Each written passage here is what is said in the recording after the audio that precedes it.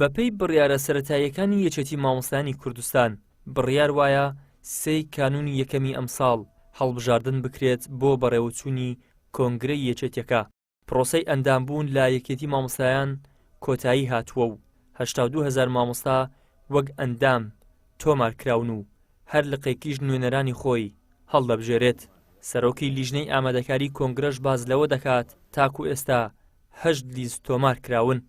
8 لیستیش بەشداری هەڵبژاردن دەکات لەو پرۆسەیەدا و بەپێی ئەو بڵین سەرەتایانە 3/12مان دیاری کردووە کە هەڵبژاردنەکە بەڕێوە بچێت.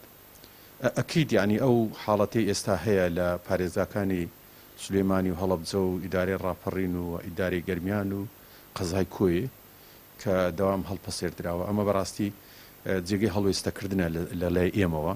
مامۆستایان دیاری دەکەی بۆی سەرپەرشتی هەڵبژاردنەکە بکەن. ئەوانە بەڕاستی ینی ئاستەنجی هەیە. هیوادارین ینی داوامەکە بە دوای ڕازیبوونی مامۆستایان دەست پێ بکاتەوە. لەناو ئەو لیستانەی تۆمار کراون ئەنجومەنی مامۆستایانی پێشەنگ داش کۆمەڵ خۆی تۆمار کردووە. لە ئێستاشدا ئامادەکاریەکان بەردەوامیان هەیە. ئەنجومەنی مامۆستایانی پێشەنگ دەڵێن دەیانەوێت نوێنەری مامۆستا مافقراوەکان بن وەک چۆن لە ڕابردوودا نوێنەریان بوون.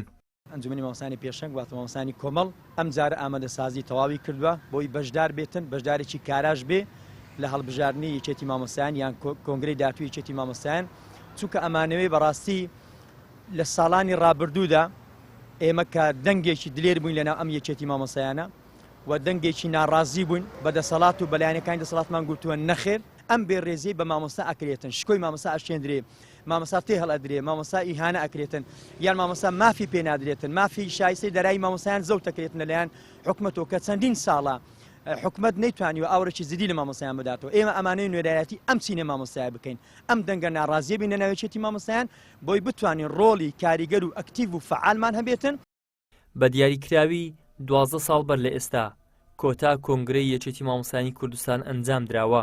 دەبوو 8 ساڵ بەر لە ئێستاش کۆنگرەی 13 ئەو یەکێتیە بکرایە، بەڵام بە بیانووی جیاجیاوە دواخراوە. ئیدریس محەممەد، کەناڵی ئاسمانی پەیام، هەولێر.